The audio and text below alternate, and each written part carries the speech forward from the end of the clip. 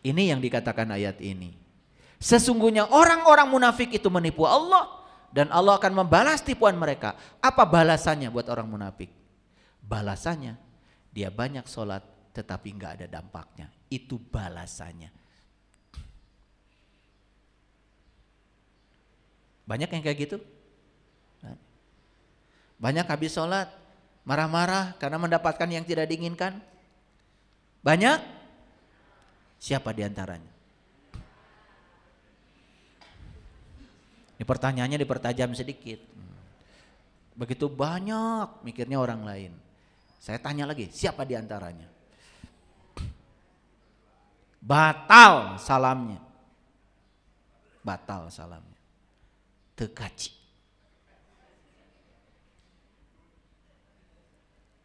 Makanya kalau semua gerakan-gerakan sholat dan semua yang dibaca dibawa ke dalam kehidupan, ya Allah, luar biasa, luar biasa. Mengontrol kehidupan kita dengan ketat.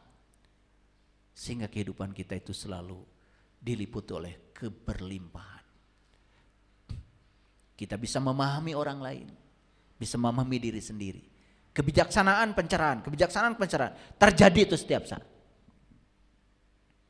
Mengalahkan orang lain, Anda kuat, Anda hebat. Tapi mengalahkan diri sendiri, Anda perkasa. Mau kuat atau perkasa?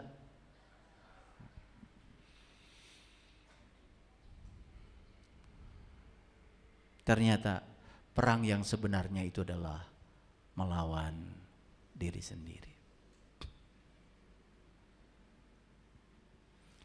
Ngertos? Ya. Setelah saya jelaskan seperti ini, mohon maaf, tentang orang munafik. Terasa nggak sekarang? Oh, jangan-jangan saya tiap hari melakukan penipuan yang terburuk karena saya menipu diri saya sendiri. Dari 3 ciri orang munafik itu, jujur ya, sekarang jawab. 1, suka sholat tapi malas. 2, suka sholat tapi ria. 3, suka sholat tapi ingat Allahnya sedikit sekali. Jujur ya, ada nggak 3 ciri itu pada diri kita? Cukup.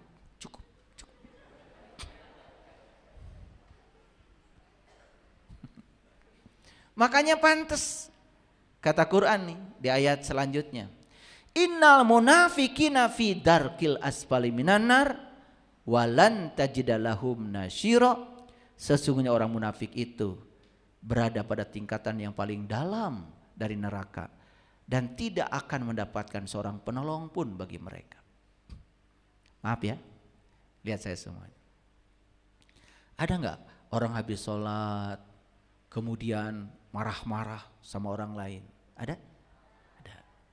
Neraka bukan itu? Ada nggak orang habis sholat karena mendengar sesuatu yang tidak diinginkan kemudian memaki-maki, mencak-mencak, baru aja sholat? Ada nggak? Banyak. Semakin jelas. Faktanya memang begitu. Betul nggak? Ternyata orang munafik itu tempatnya adalah neraka. Di sini juga sudah kelihatan hidupnya tidak bahagia padahal habis sholat. Ada nggak dari sini keinginan, oh kalau begitu sekarang saya tahu bahwa selama ini ternyata yang saya tipu bukan Allah, yang saya tipu adalah diri saya sendiri. Duh ya Allah, izinkan saya berubah. Mau berubah? Bagus. Kalau mau berubah saya teruskan ceramahnya. Mau berubah? Oke. Kalau mau berubah saya teruskan. Kalau enggak udah saya stop sampai di sini.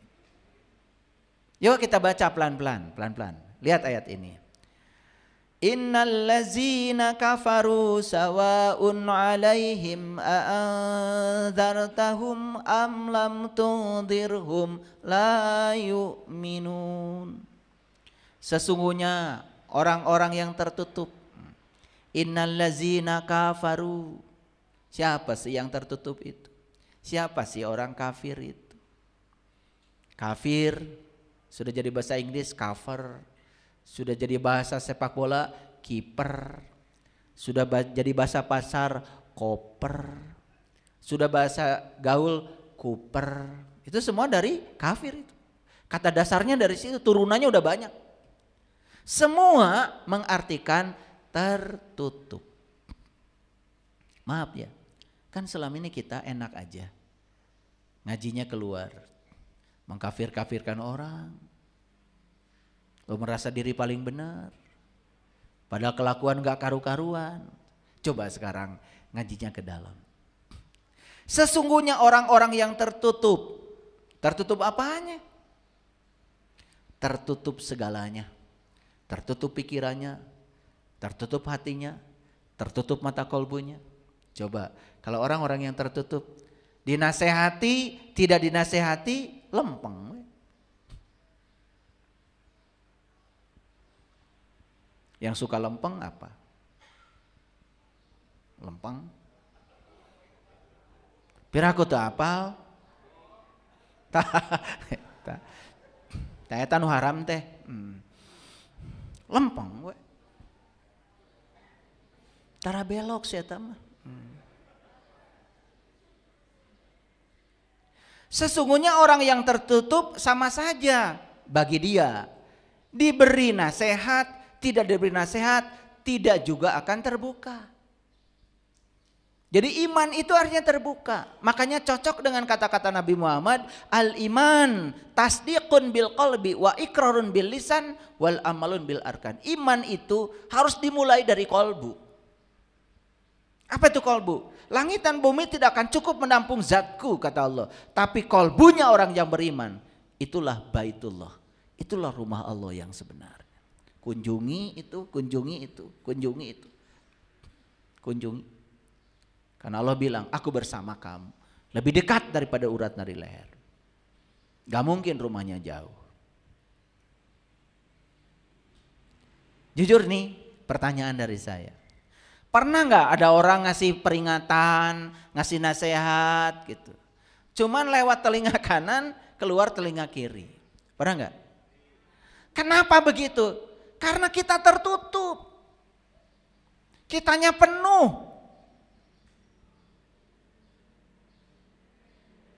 Ini yang disebut dengan orang yang tertutup. Kalau tertutup pendengarannya, tertutup penglihatannya, tertutup pemikirannya, jelas berikutnya tertutup mata kolbunya. Coba Bapak Ibu, tutup matanya semua. Tutup matanya semua. Tutup semua. Tutup. Tutup dulu semuanya. Jawab pertanyaan saya. Ini di tangan kanan saya apa? Jawab. Tidak tahu. Coba buka matanya. Paham? Bahaya nggak tertutup? Bahaya. Tadi waktu tertutup saya tanya, ini di tangan kanan saya apa? Untung masih jujur. Bilang gak tahu. Coba kalau gak jujur, nerka-nerka, bilang pulpen, ya. Betul? Bilang gehu, bilang cireng. Untung kalian jujur. Waktu saya tanya, tadi ketika mata tertutup, lihat apa? Gak lihat apa-apa. Itulah, ketika mata kita tertutup saja yang lahir, gak lihat apa-apa. Ternyata untuk melihat apa-apa harus terbuka. Begitu terbuka langsung bisa jawab HP. Itu baru mata lahir. Bayangkan mata kolbu kita. Sekarang masih tertutup. Saya tanya, lihat apa? Gak tahu apa-apa. Tapi gak tahu apa-apa, muncul persepsi. Seakan-akan sedang melihat. yang dipersepsikan jelas itu adalah kebohongan. Makanya Allah adalah laisa kamitslihi syai'un. Tidak ada persamaannya dengan apapun. Karena tidak ada persamaannya, dia tidak bisa dianalogikan, tidak bisa dijelaskan, tidak bisa diterangkan. Bahkan dia tidak punya nama. Tapi dia dapat ditemui oleh orang yang tahu ilmunya, tahu caranya. Man kana yarju liqa Allah fa inna ajalallahul aj. Barang siapa berharap jumpa dengan Allah, waktu yang dijanjikan pasti datang. Kata Allah, bukan kata Saiful Karim. Sampai sini ngerti? Jadi kenapa diberi peringatan, tidak diberi peringatan, tidak juga jadi orang yang beriman? Kenapa? Tertutup. Tertutup apanya? Tertutup pemikirannya. Orang yang tertutup itu merasa penuh, merasa paling tahu, merasa paling benar. Mulai nunjuk-nunjuk orang tuh. Kalau dia nunjuk-nunjuk orang, di surga apa di neraka? Di surga apa di neraka? Apalagi sambil marah-marah. Di surga apa di neraka? Ngaku nyali surga. Sekarang aja di neraka. Udah gitu keluar dari mulutnya hujatan, kata-kata yang mencemooh, merendahkan orang lain. Duh, katanya sudah sholat. Makanya jangan tertipu oleh apa itu? Ya itulah.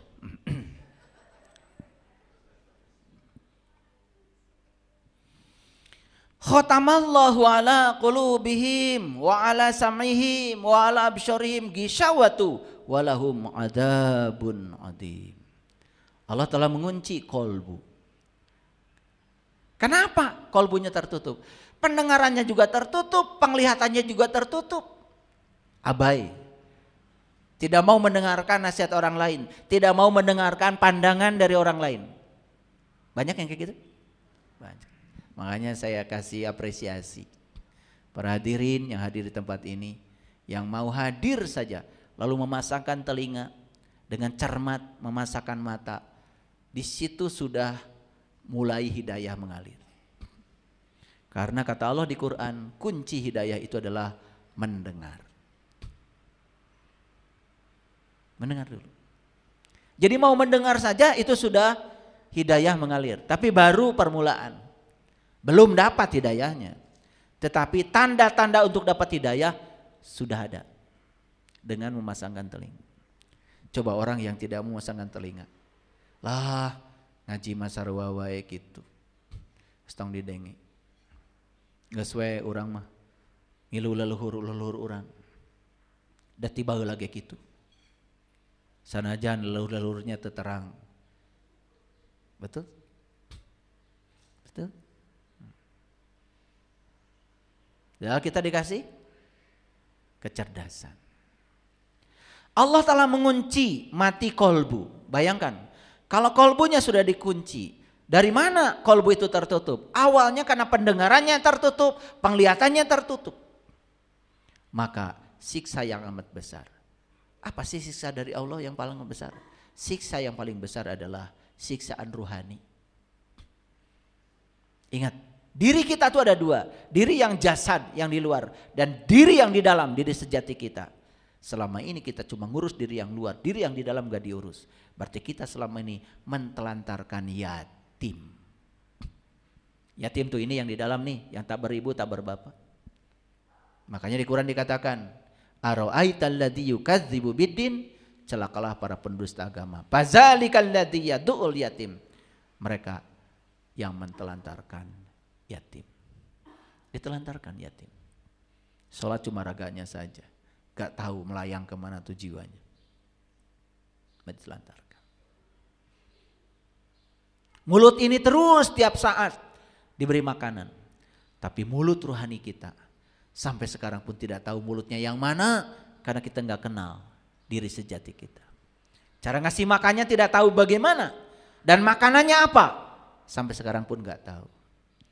Apa yang terjadi? Akibatnya di sini ada kegundahan, di sini ada ketidaktenangan, di sini ada sesuatu yang tidak tahu itu apa. Tetapi yang jelas hidupnya jauh dari kedamaian dan ketenangan. Kenapa? Itulah karena kita sudah menyiksa diri kita sendiri. Habis itu berbohong terus, menipu diri sendiri. Oke, lanjut dulu. Wa minan nasi may yaqulu amanna billah wa bil yaumil akhir wa ma hum bimumin. Di antara manusia ada yang mengatakan, kami beriman kepada Allah dan hari kemudian, padahal mereka itu sesungguhnya bukan orang yang beriman, kata Allah. Ada enggak orang yang ngaku-ngaku beriman? Ada apa banyak? Padahal kata Allah, wa ma hum bimumin. Kamu bukan. Bukan, kata Allah. Lalu apa bedanya orang beriman yang tidak beriman?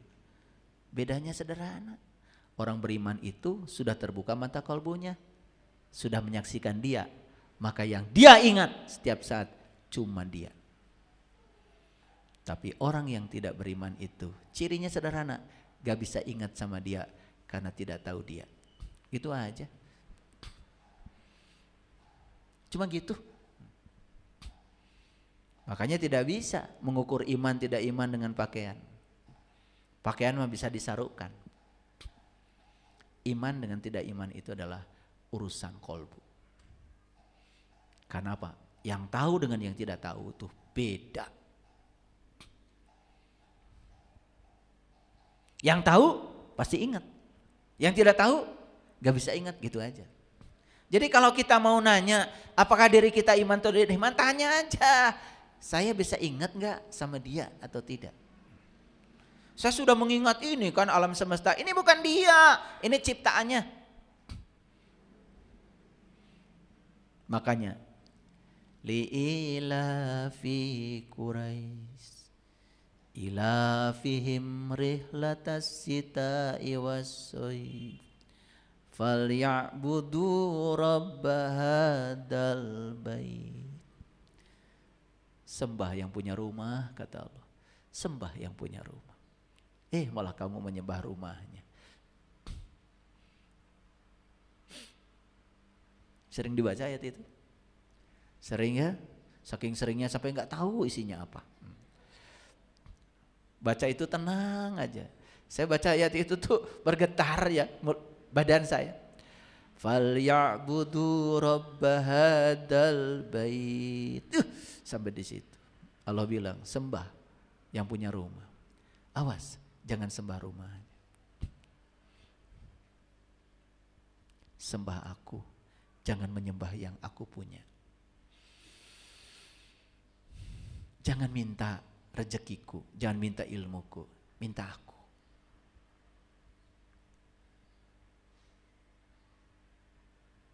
Makanya para sahabat Rasul setelah dengar kajian dari Rasulullah, doanya yang panjang-panjang hilang itu. Cuman satu aja, hasbi Allah, hasbi Allah. Cukuplah Engkau ya Allah. Ya Rasulullah, aku sudah tahu diriku sendiri, kata Umar. Sekarang aku pasrahkan seluruh hartaku padamu untuk perjuanganmu, membangun peradaban, kata Umar. Terus, kamu tidak mengambil bagianmu Umar? Hasbi Allah, cukuplah Allah bagiku. Dan kata-kata itu tidak bisa diucapkan orang yang belum tahu. Nanti kalau kalian mengatakan tiba hasbi Allah, wah itu acting. Hasbi Allah terus ada energinya, bahkan tidak diucapkan, tapi kita merasa bahwa Allah selalu hadir bersama kita, tidak pernah meninggalkan kita, walau sedetik pun, tidak pernah tidur, tidak pernah terkantuk. Satu pertanyaan saya, banyak gak yang manusia yang dijelaskan oleh ayat ini? Di antara manusia ada yang mengatakan kami beriman kepada Allah, dan hari kemudian padahal mereka bukan orang yang beriman. Hati-hati, iman itu tidak cukup ngaku. Nabi Musa berjuang dulu untuk mengawali iman. Makanya ketika Allah bertajali di puncak kesadarannya Musa, falamma tajalla rabbuhu lil jabal. Ketika Allah bertajali puncak kesadaran Musa, baru Musa mengatakan, qala subhanaka tubtu ilaika wa ana awwalul mu'minin. Maha suci Engkau ya Allah, aku kembali kepadamu. Inilah awal aku beriman. Iman itu ada awalnya. Ada pengalaman spiritual yang mendasarinya. Itu diabadikan di Quran surat Al-A'raf ayat 143. Kata-kata Musa itu luar biasa. Setelah Allah bertajali di puncak kesadarannya. Makanya leluhur kita mengajarkan ilmu tajali. Taholli, tajali, tahalli. Tajali itu bahasa Quran. Tidak tabu mengatakan itu. Falamma tajalla rabbuhu lil jabal. Itu bahasa Quran. Qala subhanaka tubtu ilaika wa ana awwalul mu'minin. Maha suci Engkau ya Allah, aku kembali kepadamu dan inilah awal aku beriman. Kembali kemana Musa? Kembali mengenal Dia, karena sudah lama melupakannya. Di alam alastu beliau sudah tahu. Waktu ditanya sama Allah, alastu birabbikum ya Musa? Qalu bala syahid. Tetapi hiruk pikuk dunia ini telah membuat Musa menjadi tidak tahu dan tidak kenal lagi pada jati dirinya. Maka beliau mencari kembali yang hilang. Lalu menemukannya. Saat menemukannya, itu kata-kata yang diucapkan beliau. Nama Ibrahim juga sama. Ibrahim sudah mengalami alam alastu, sudah menyaksikan Dia, kemudian melupakannya. Melakukan pencarian. Bahkan beliau mengatakan awalul muslimin. Inilah awal aku Islam. Jadi mengawali iman itu ada titiknya, mengawali Islam juga ada titik. Wa ana awalul muslim. Inilah awal aku mengawali sebagai muslim. Jadi tidak cukup mengatakan saya muslim. Kapan mengawalinya? Pengalaman apa yang mendorong Anda mengatakan itu? Tidak cukup mengatakan saya orang beriman. Kapan mengawalinya? Dan tidak cukup mengatakan itu. Kapan mengawalinya? Bukankah itu pelajaran dari Al-Quran? Betul? Oke. Lanjut. Yukhadi'una Allah walladzina amanu wa ma yakhda'una illa anfusahum wa ma yash'urun. Mereka hendak menipu Allah dan orang-orang yang beriman. Siapa mereka? Siapa mereka? Siapa mereka? Tadi orang yang masih tertutup tapi ngaku-ngaku sebagai orang yang beriman. Masih tertutup tapi ngaku-ngaku. Maka mereka hendak menipu Allah dan orang-orang beriman. Padahal mereka hanya menipu dirinya sendiri. Sedang mereka tidak sadar. Kenapa tidak sadar? Karena dia bungkus ketidaksadarannya dengan kain kehormatan. Apa itu? Perasaan bahwa saya sebagai orang yang beriman. Itulah bedanya. Saur orang Sunda mah beda atuh rasa jeung rarasaan mah. Matahari terbit dari mana? Dari timur. Terbenam di mana? Di barat. Hati-hati, itu mah rarasaan. Dan matahari mah tidak pernah kemana-mana. Calik we di tempatna. Justru dunia urang anu muter. Yang sebenarnya dunia kita yang muter. Di samping dia berotasi, dia juga berevolusi. Tapi kita sering mengatakan, matahari terbit dari timur, terbenam dari barat. Rasa atau rarasaan? Eta rarasaan. Kade rarasaan itu bahasa Indonesianya pembenaran. Kalau rasa itu kebenaran. Jadi ada rasa, ada rasaan beda. Ada kebenaran, ada pembenaran beda. Ngaku-ngaku kebenaran atau pembenaran? Pembenaran. Mending ngaku-ngaku tadi aku. Betul? Nah, tapi kata Allah, maneh mah lain. Wa ma hum bimu'minin, lain maneh mah. Rek dandan kumaha ge lain. Lain.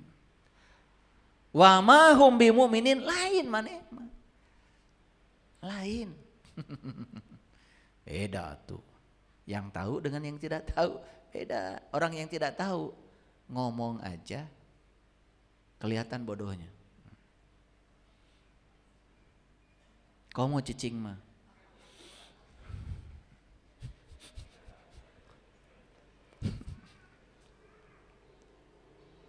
Lanjut dulu. Belum selesai. Ayo baca ayat ini dengan jujur ya. Ini kejujuran yang dibutuhkan di sini. Kan kita sudah berjanji tadi, saya nggak mau lagi menipu diri sendiri. Saya nggak mau lagi mengatakan saya tahu. Kalau saya tahu akan saya bilang tahu. Kalau saya tidak tahu akan saya bilang tidak tahu. Dan saya tidak mau jadi orang yang berpura-pura tahu. Selesai, itu udah selesai. Udah, itu masa lalu saya. Ternyata pura-pura tahu itu tidak enak. Tetap aja kita tidak tahu. Betul gak? Lanjut ayatnya. Fi qulubihim maradun. Dalam kolbu mereka ada penyakit. Tahu penyakit kolbu? Tahu penyakit kolbu tidak? Harus dicari ini penyakit apa. Liver? Hepatitis? Sirosis? Dalam kolbu mereka ada penyakit. Penyakit apa? Penyakit merasa. Itu yang paling berbahaya. Kan merasa beriman. Kan merasa tahu. Maka tiap hari yang dia pikirkan orang lain aja. Lain mikiran diri seorangan. Pernah gak nanya? Saya nanti kalau mati melihat atau tidak melihat? Tanya atau diri mana? Ges bisa nganjang gak pageto. Ges nyaho tempat pibalikan. Orang tua kita mah kalau ngaji gitu aja sederhana. Ya, ngaji tuh kurang cek yang cenah tuh. Sing nepi kana bukurna. Fi qulubihim maradun. Dalam kolbu mereka ada apa? Penyakit. Apa penyakit tadi? Penyakit kolbu yang paling berbahaya itu penyakit merasa. Merasa apa? Merasa beriman. Coba orang yang merasa beriman lihat. Petantang betenteng. Masa panggagahan. Kunci sorga ge jika dicepeng we kumanehna.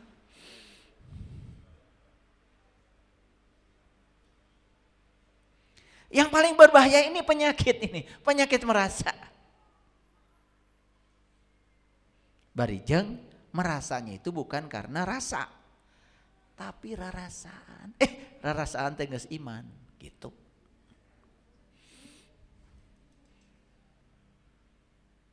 Kayak kalian we. Rarasaan teh can sarapan cenah. Eta kupat tahu geus beak sapiring. Ditambah deui leupet jeung bala-bala sapiring deui. Rarasaan teh asa can sarapan. Eta bahaya rarasaan mah. Betul enggak? Dalam kalbu mereka ada penyakit nih saya kasih tahu. Fazadahumullahu marado. Makanya kalau baca Quran jangan cepet-cepet. Kata per kata. Dalam diri mereka ada penyakit. Tanya saha mereka teh Allah. Gitu. Buah-buah uing. Gitu kalau ngaji mah. Penyakitna teh naon ya Allah? Gitu. Pilari penyakitnya. Tanya diri sorangan. Fazadahumullahu marada. Lalu ditambah Allah penyakitnya. Nah, saya kasih tahu, lihat saya semuanya. Orang yang merasa beriman akan terus-menerus ditambah penyakit merasanya. Hasilnya apa? Hasilnya sombong, merasa paling segalanya.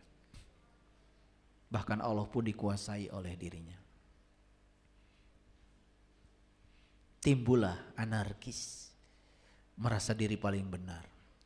Semua keyakinan yang tidak sama dengan saya salah. Hati-hati. Hati-hati ya.